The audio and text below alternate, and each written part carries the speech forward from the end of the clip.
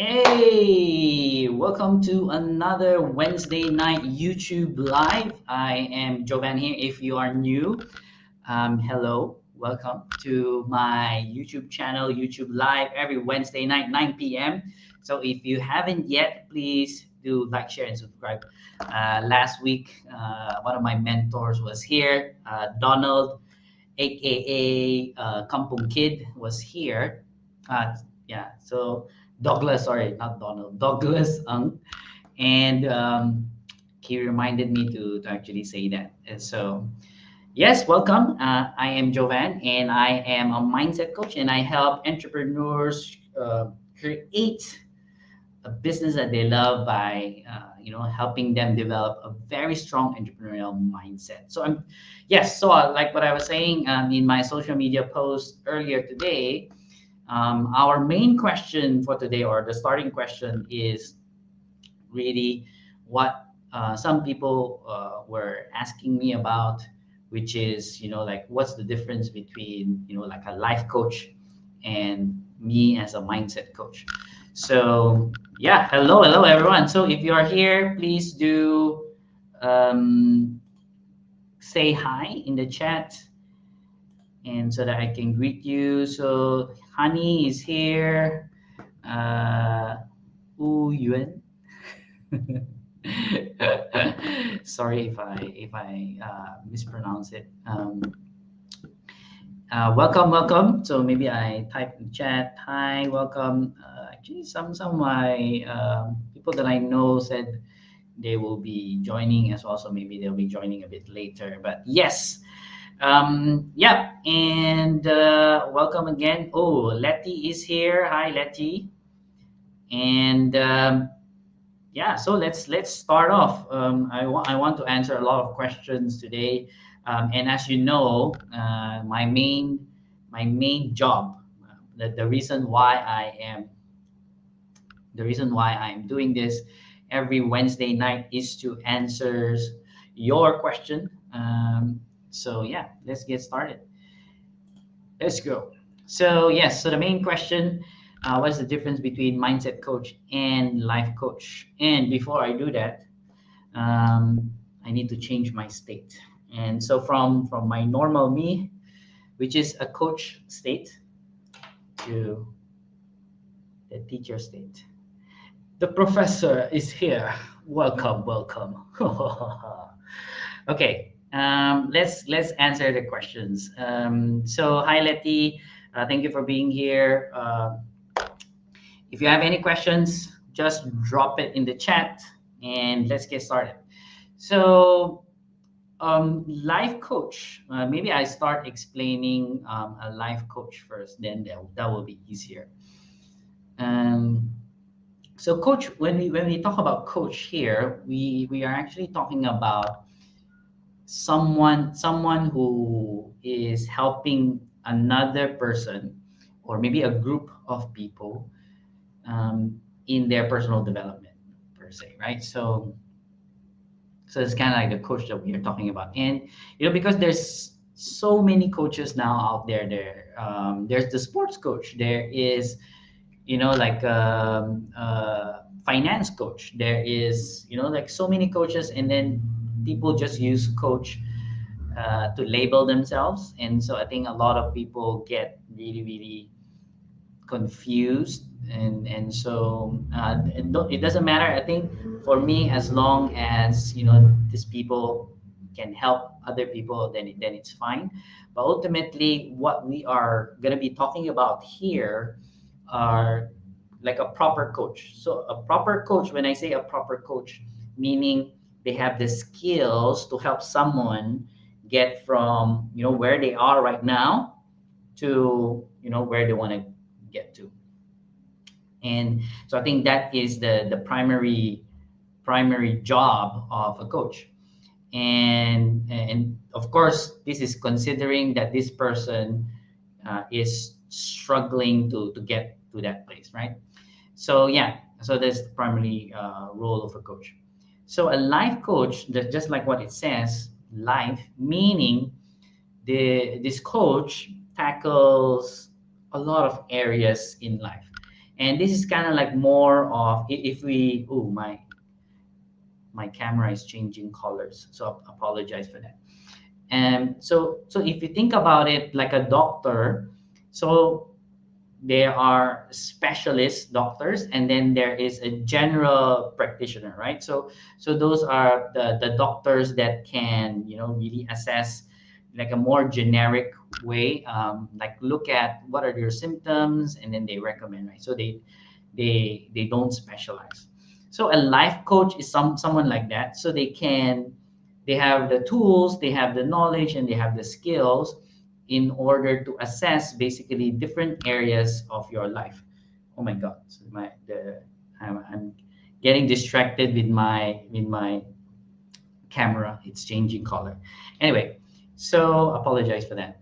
Yeah, so let me go back. So a life coach um, can assess, let's say, for example, whatever is happening in your relationship, or maybe in your finance, in your business, in your own personal development or your spirituality. So different areas of your life, they have the tools to help you with that. So it's really, really more generic, and in a sense, in a like overview scale.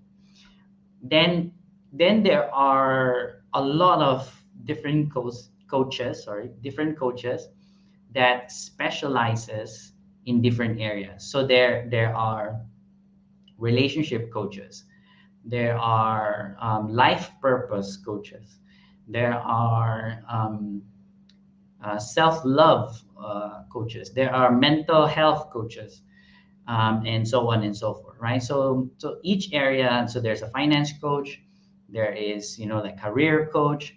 So it's just that these coaches starts to specialize and really, really just focus on a specific area, compared to a life coach who is, more generic, right? So that's kind of like the main difference.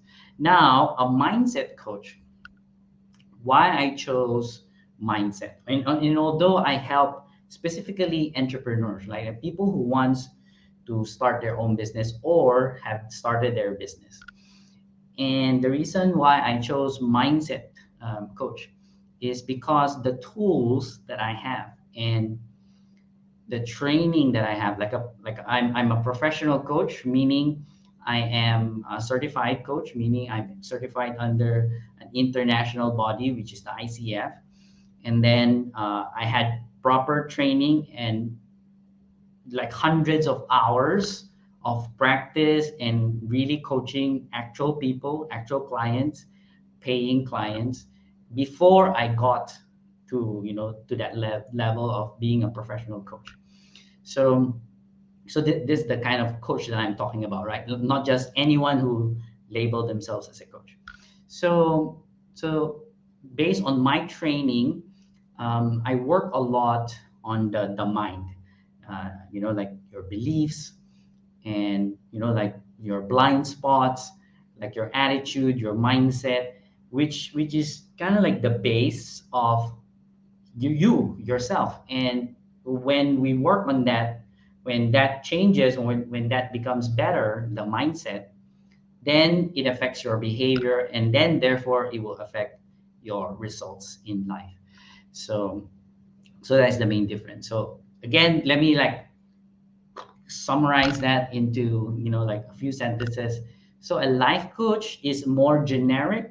So basically, like me, I have the tools and capabilities to life coach someone, and it's before I, zoom in.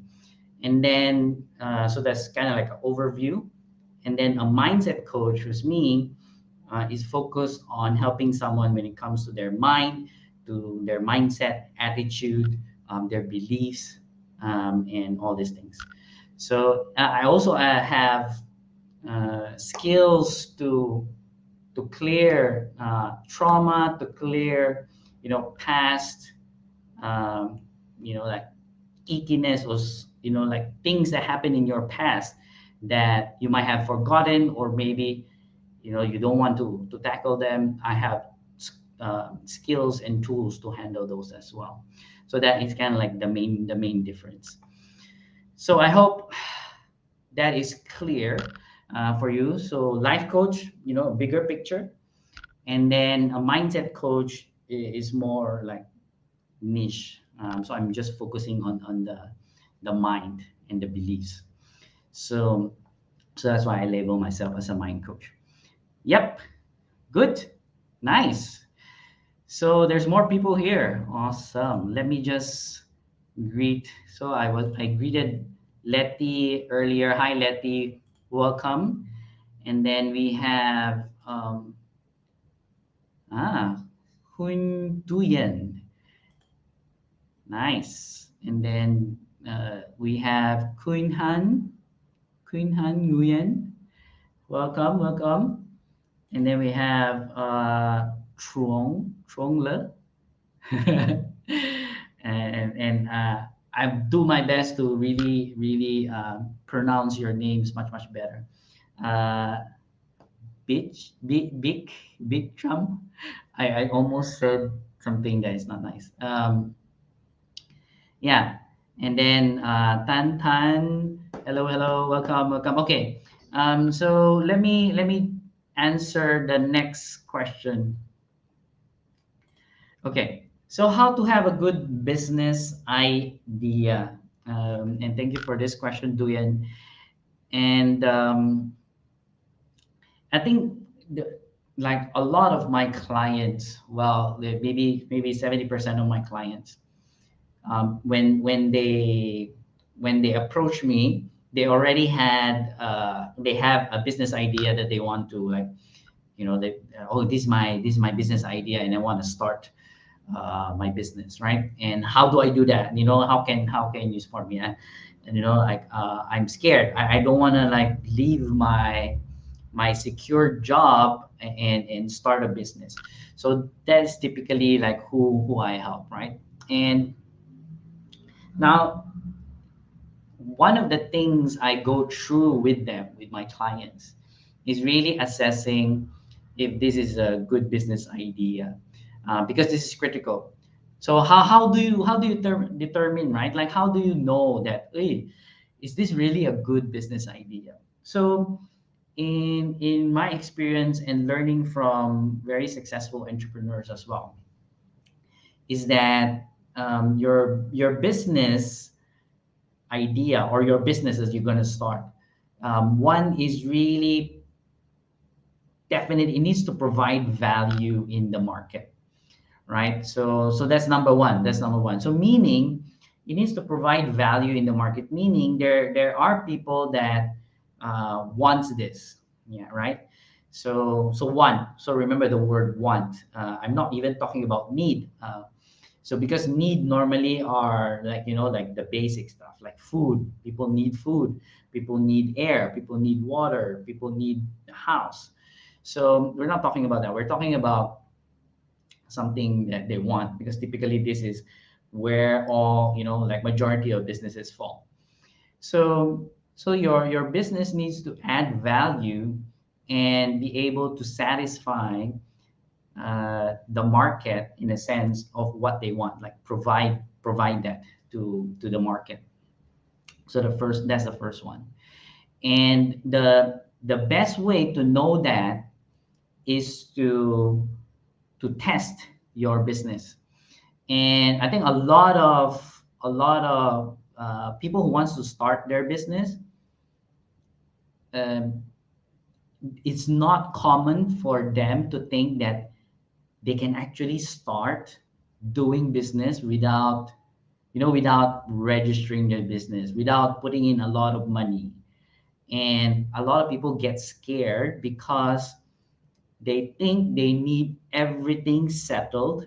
They need the licenses. You need blah blah blah blah blah blah in order to actually start a business. So to me, when I go through my clients, I we will go through a very simple process. Like, okay, this is your business idea. Then how do we know if people will really like it? So I give you a very good example. So I had a past client, business coaching client, and her business idea is food. So she, of course, because it's her idea, right? So I won't be sharing the details, but her food is a fusion of kind of like different cultures, and and she wanted to bring that to Philippines. And I told her, okay, will people from the Philippines appreciate your your product? And so then she said, I don't know. Then how would you know? That's my question. So by the way, so when as a coach, I actually ask questions. So I ask a lot of questions because what we believe is that the clients have the answers in them. And so that is the main difference. A really good coach asks very good questions to get the answers from the clients. So anyway, so I asked her a lot of questions like how would you know? How would you know that this product will fit the taste of the local people where you're going to set up your business? And so yeah, so she, oh, maybe I can ask people that I know, my friends, here in Singapore, and do a food testing. That, oh, that's a great idea. So let's do that. And so that's what we did. So we invited, I think about she invited about 8 people, well, no, sorry, 10 people, somewhere around there. And she did, she cooked the food, and then served the food, and got feedback from like from them. Like she even prepared a feedback form. They had to fill it in and give their feedback. And she got very good reviews, and she also got like suggestions and for improvement, like other ideas as well. And that is how you can test if your business idea is good. And that's just one example, right? Is by testing it out uh, in the real world, like to your target market. And so that's kind of like how I operate, and what I believe in as well is that the only way to find out if you have a good business idea is to test it out, without a lot of investment, without putting in a lot of money, without like initially kind of like registering, renting a space, without all of those things. Just bare minimum, and then test it out, and then see and get feedback from your potential clients, your target market. Then you will know if you have a good business idea. All right, good. Sounds good. Okay, nice. Ooh, hello. Hi, Jen. Welcome. I think it's your first time here. She say hi, brother. Hey, brother. Good. Yeah, nice. So I hope I answered that question, and that's one of the reason I change my state as well. I go into a professor mode because normally as a coach, I'm the one who asks questions. But when I go into my professor mode or professor state, then I answer the question. So that's kind of like a different state. Okay. Do. Nice. Okay. Let's answer this question. What methods do you use to promote your business? So promotion of business is related to marketing, and I briefly talked about this. I think last time, or maybe the past session, live session. And I think nowadays the most important thing to consider, because now online is really, and it's very simple. So one of the people that I follow is Gary Vaynerchuk, and his logic is very simple, and I think it really makes sense. So you just need to observe the people around you and how they behave. So like you go into a bus, you go into the train, and just look at the people, and then you will see that people are, so busy on their devices, right? Like on their mobile phone, or maybe their laptop, or maybe their iPad, or whatever, right? So they're really really busy on their mobile devices. And what are they doing? So they're browsing through their, social media, or maybe they are looking at news, reading news, or just watching videos. So just by observing other people, how they behave, then you get some idea, like how you can reach more people, how you can promote your business. And so that's why online is super super important nowadays for business, and at the same time social media as well. So so we need to think like that, like what is really happening in the real world that we can use into our own advantage, where we can leverage. So my for my business is the same thing. So I utilize online. So basically, you need a social media presence, and then online presence like your website, and then here like YouTube Live on Facebook, Instagram, even TikTok. So all these platforms, if your target market is there, then definitely you need to be there so that they can see you. So that's how I do my business. You utilize the online, and then since I am a speaker and trainer, what I do is also I create events.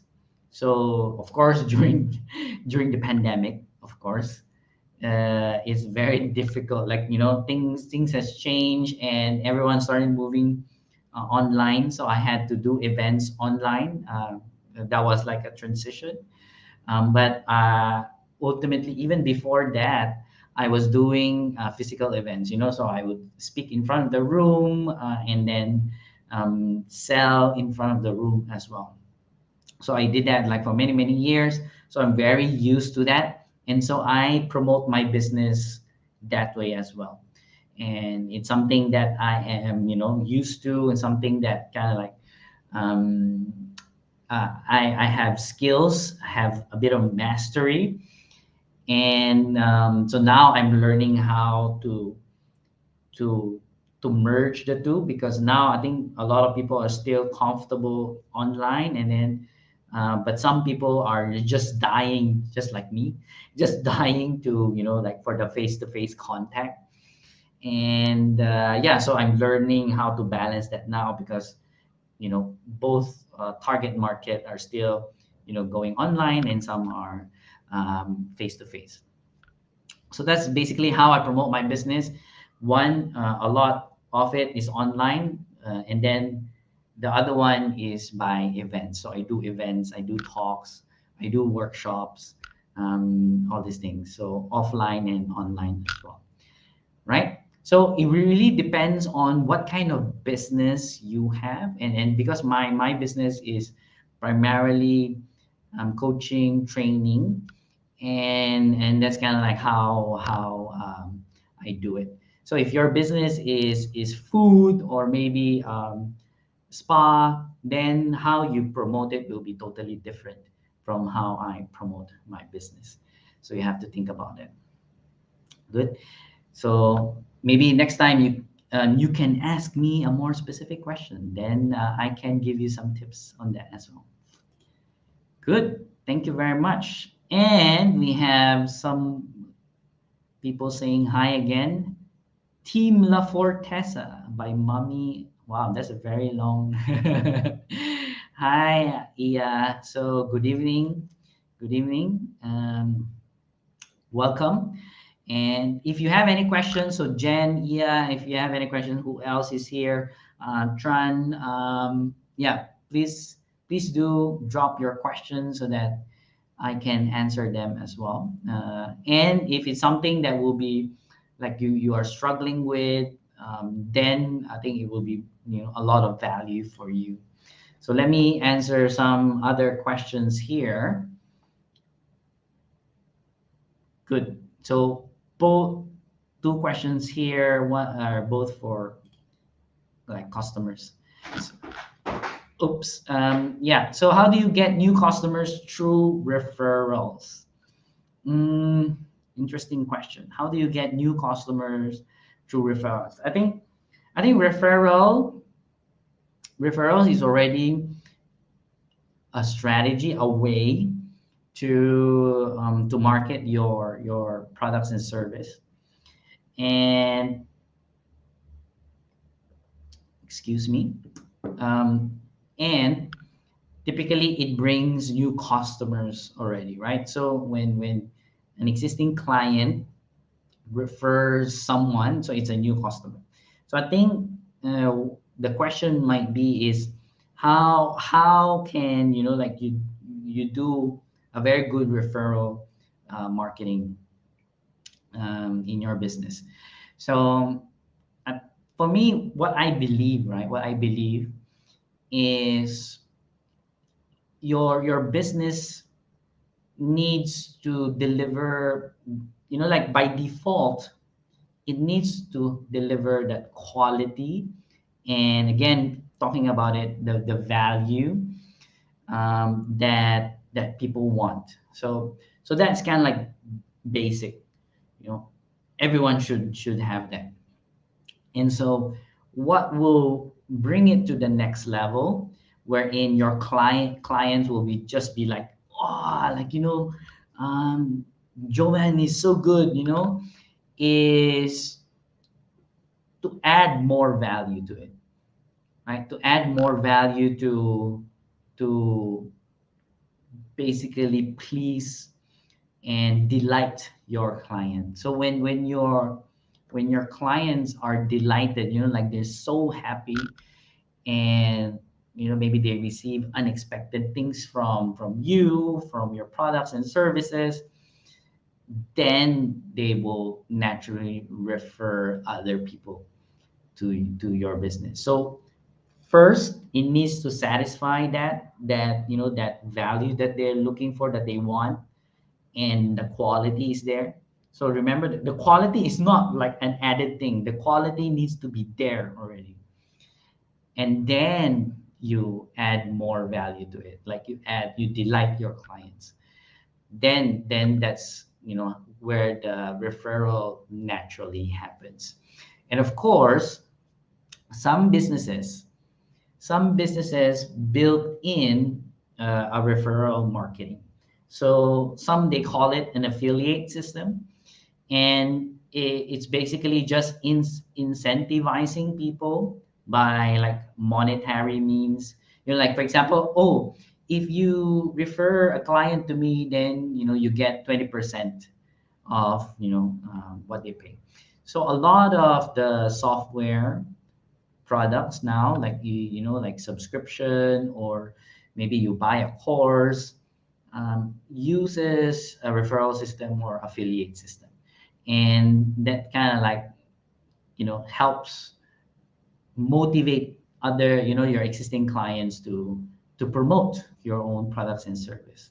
So that's kind of like more intentional, but at the same time, if your product is not good, there's no quality and it doesn't add value, then even no matter how much money you throw at them, then it's their reputation when they recommend your products and service. Cool. I hope I answered that. Thank you for that question. Wonderful question. I love marketing, so we can talk about marketing for a very long time. Okay, some good question. Oh, Jen has a question. How to get around the fear of losing money in investing on a business? Hmm, Very good question. And I guess, Jen, um, Normally, right? Normally, I would go through my clients and discuss and talk about, well, what is that business that you want to start. So because there, majority of businesses, and I say this with absolute certainty, majority of businesses, you don't need a lot of money to start. Yeah, think about it. Majority of business, especially now in the online age, majority of business, you don't need a lot of money to start. That's the key word, to start. So, and what do I mean by start? So what I mean by start is to get it rolling, right? To get it rolling.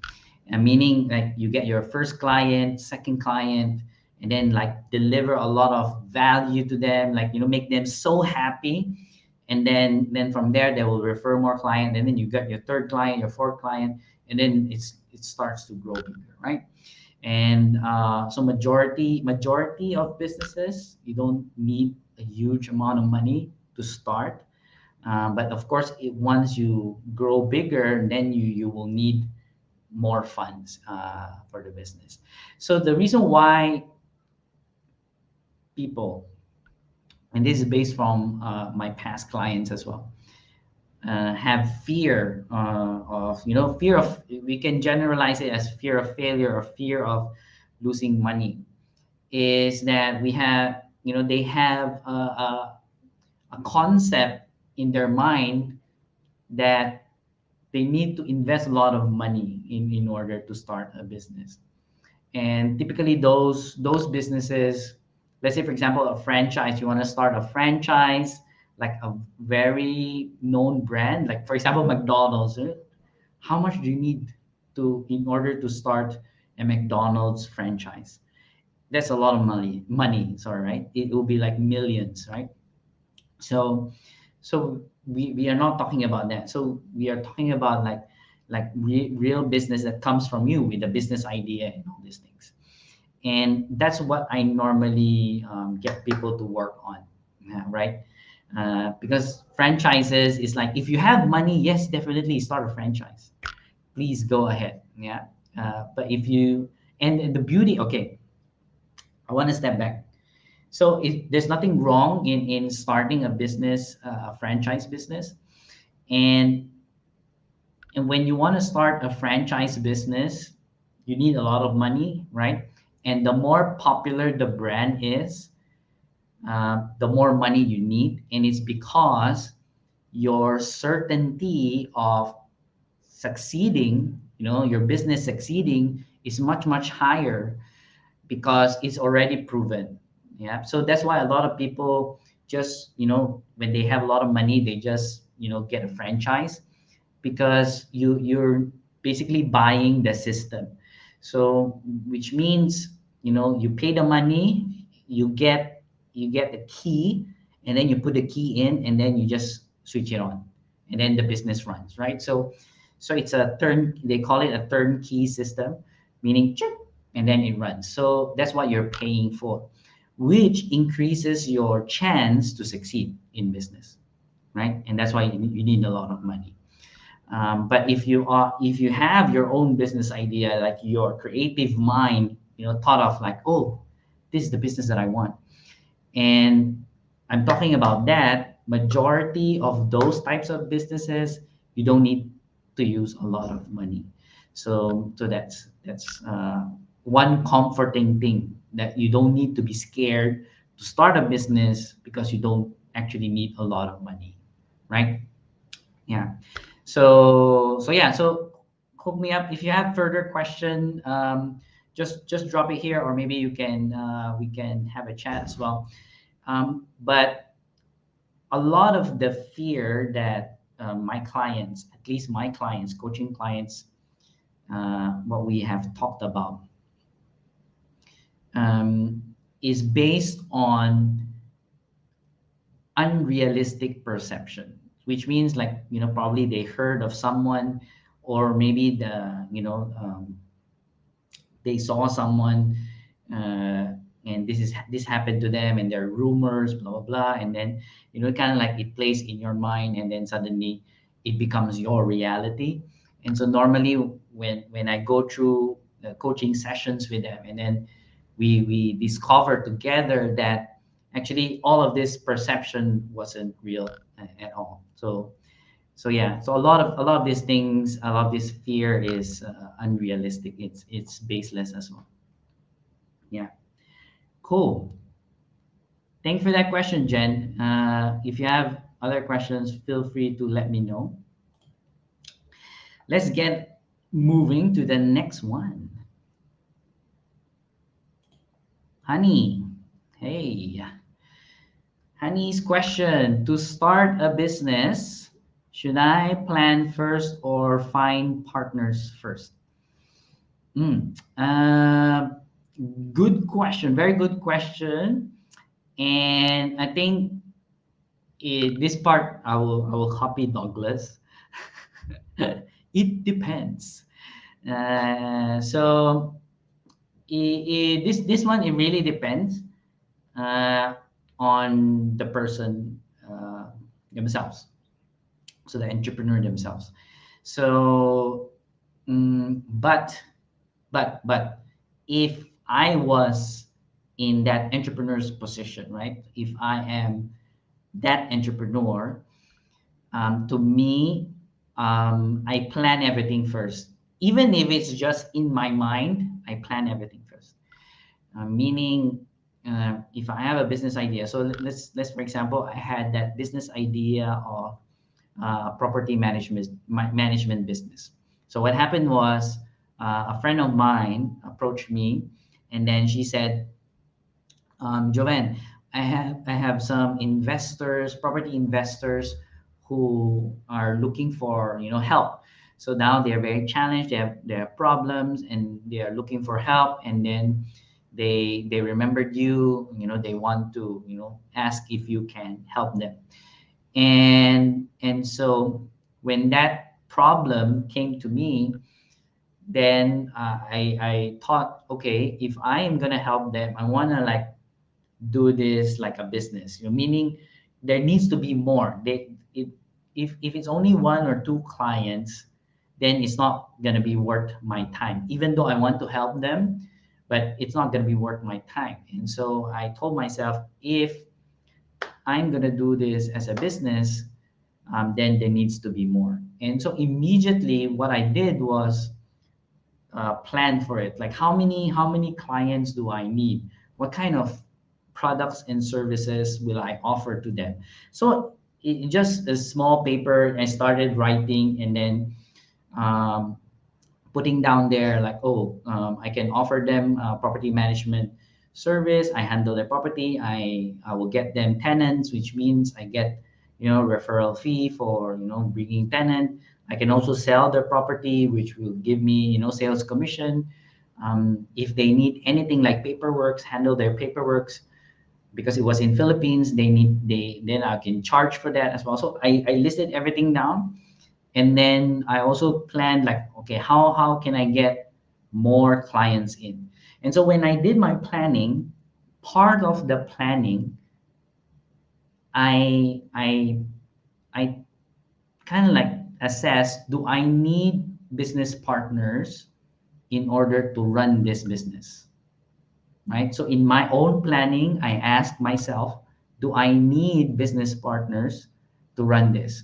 And the best way to choose a business partner is to look at your own strengths and weaknesses, right? Because, and I'm very certain of this, there's very few people in the world that can do everything very, very well, right? Like there'll be people who will be very good at marketing, like wow, so good. There'll be people who will be very good at speaking, but they're very bad at like technology, for example. Then there will be people who will be very good at video editing, or the technical stuff, but they're very bad at sales, for example. So So you need to understand for yourself what are my strengths and what are my weaknesses. And then you can decide, do I need business partners that will complement me to support in this business? So it's a choice. It's a choice, by the way. So I have businesses wherein I'm the only one, and then I have businesses wherein I have business partners. So it's really having a business partners is really a choice. Just like finding a a life partner, someone you're in relationship with.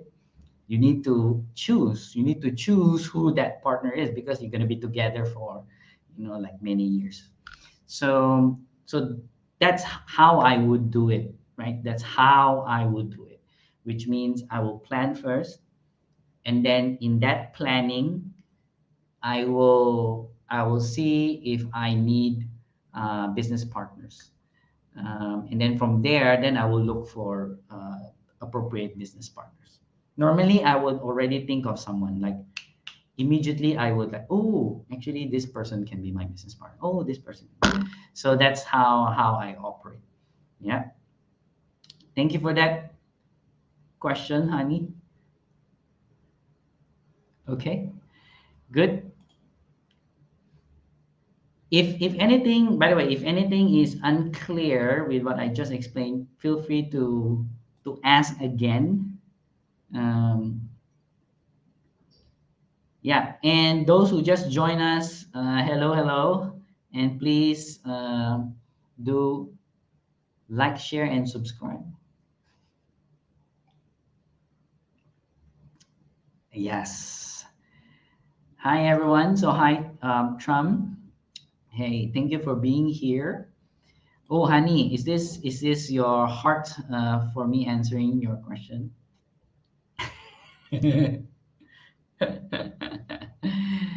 uh, yes. We have Envy Dong as well. Hello. Nice of you to join us. And yes,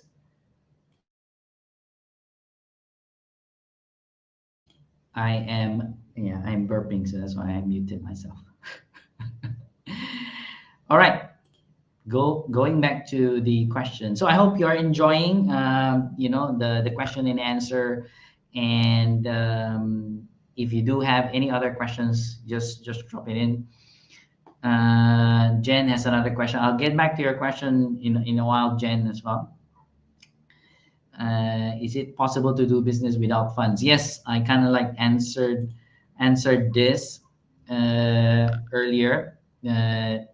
And it's, yes, definitely possible to do business without funds. So it's either you start a business with very little money or no money at all.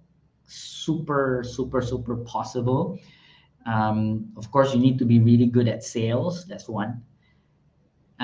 Or you use a technique we call using other people's money.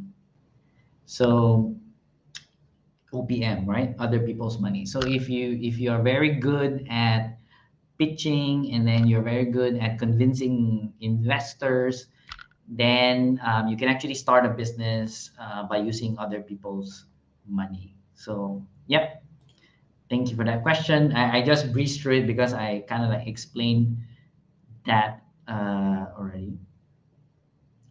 And let's go back to the customers. So Tran, she asked how to retain customers. Okay, and this is connected to the referral marketing I was explaining earlier. And if you can make your customers happy, right? Naturally,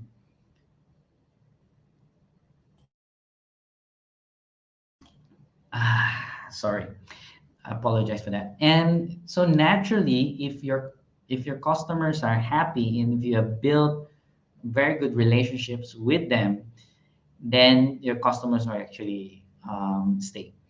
And the reason for this, right? The reason for this, and you can actually observe this and notice this with yourself. if you're already familiar with something, like maybe a specific brand, like let's say, for example, a specific bread that you like, a specific milk or coffee, like let's say, for example, Starbucks, right? Starbucks is basically not the best coffee in the world, right? But we always go back to Starbucks because we're so familiar. Let's say, for example, McDonald's. McDonald's doesn't serve the best hamburgers in the world. But why do we keep coming back to McDonald's? Because one, we are already familiar with McDonald's. They're very convenient. We get the same thing exactly the same time. I mean, every time that we go to McDonald's, we get the same taste. We get everything, and so that familiarity is really really helpful.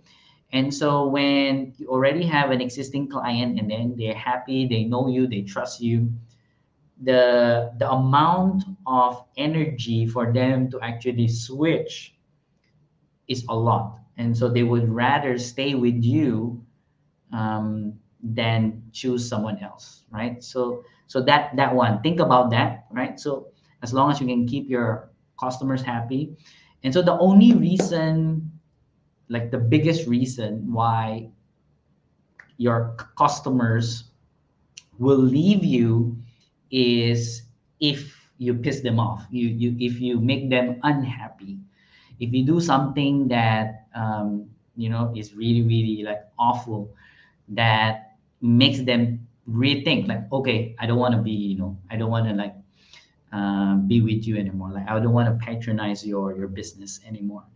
And that is like you're giving your clients a reason to actually leave you. So that's why. Of course, it depends again the business. In the coaching business, interestingly, in coaching, my job my job is to get rid of my clients as fast as possible. uh, Let me explain that a bit. So so the faster I can help my clients, right, the faster I can help my clients, meaning the faster they will achieve what they want in life, or whatever we are talking about in our coaching sessions. And so for me, the faster I can help my clients help them achieve that, then the better I do, right? So the better I do. And so to me, it's like that's how I think.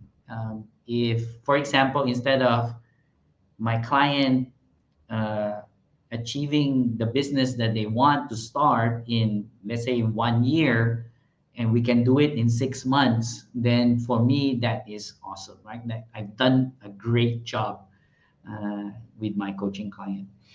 And so that's kind of like different. So for me, the faster I can help my client and kind of like get rid of them, and then the better. And that's how they refer clients to me, when they can experience that and say, oh wow, I actually achieve more than what I expected. And so in coaching is slightly different.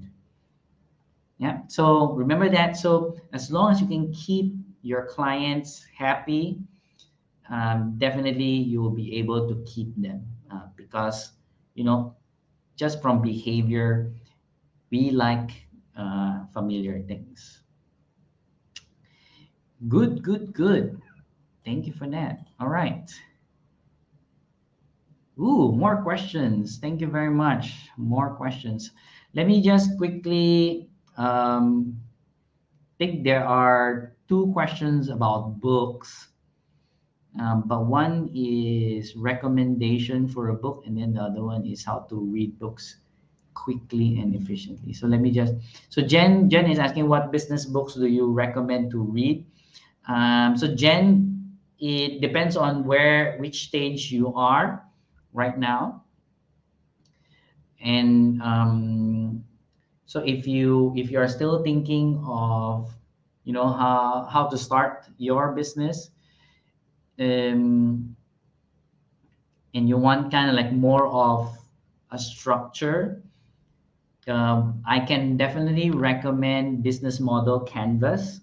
So business model canvas helps you identify the key parts of your business that you can, utilize and all these things.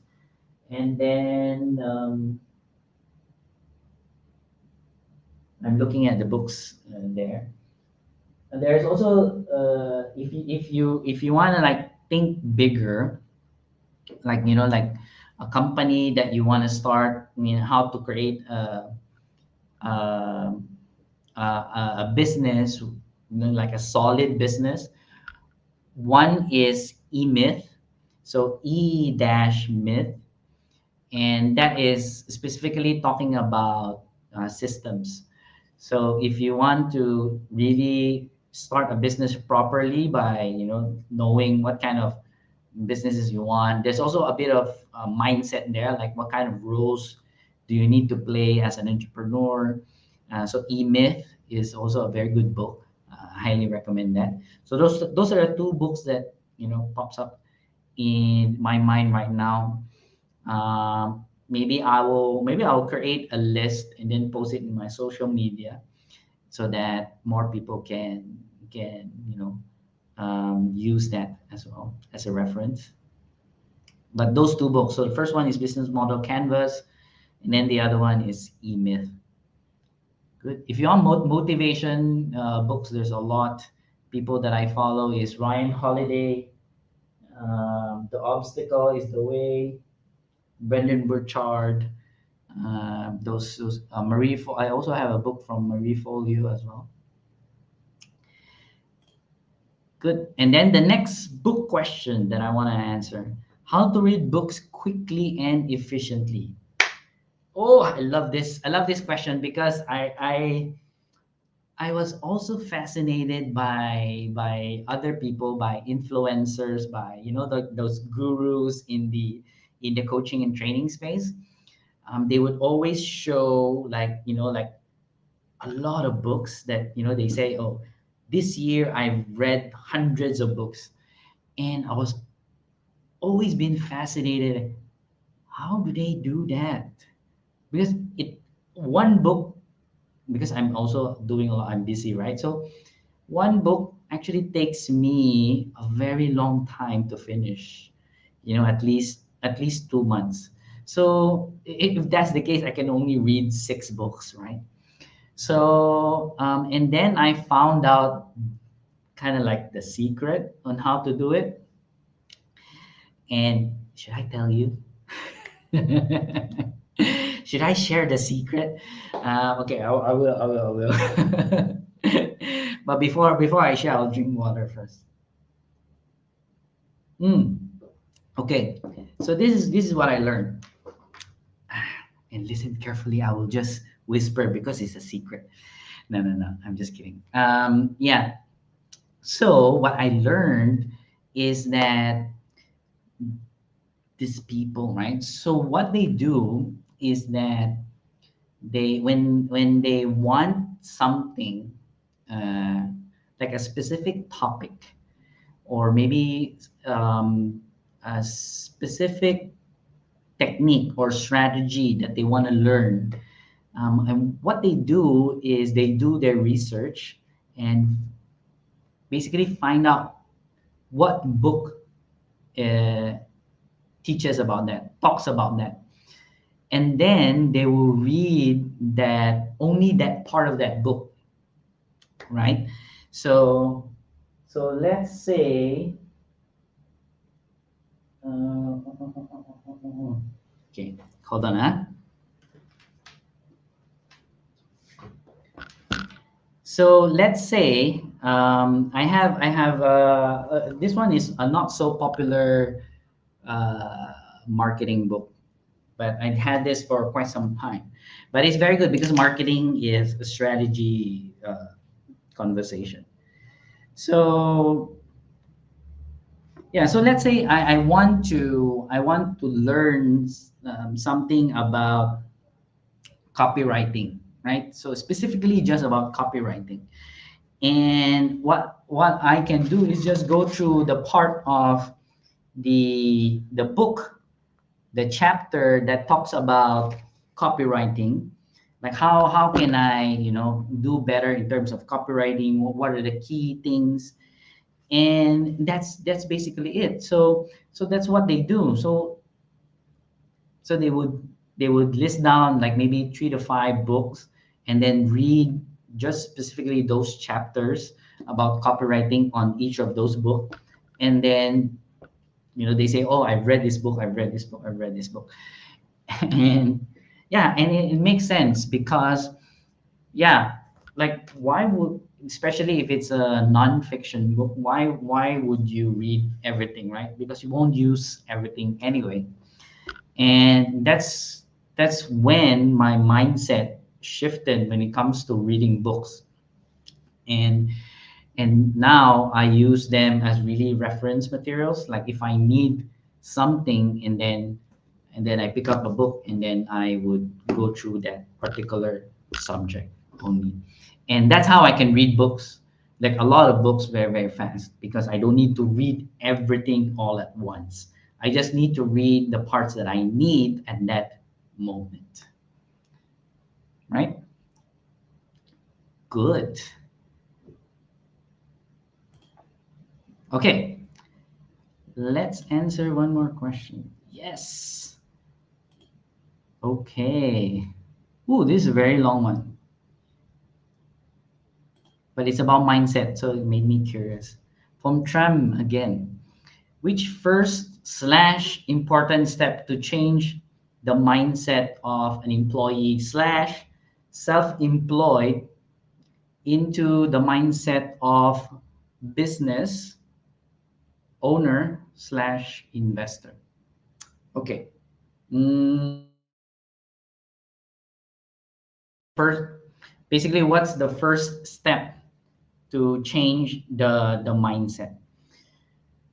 And I think, okay, the I'm a big fan of self-awareness.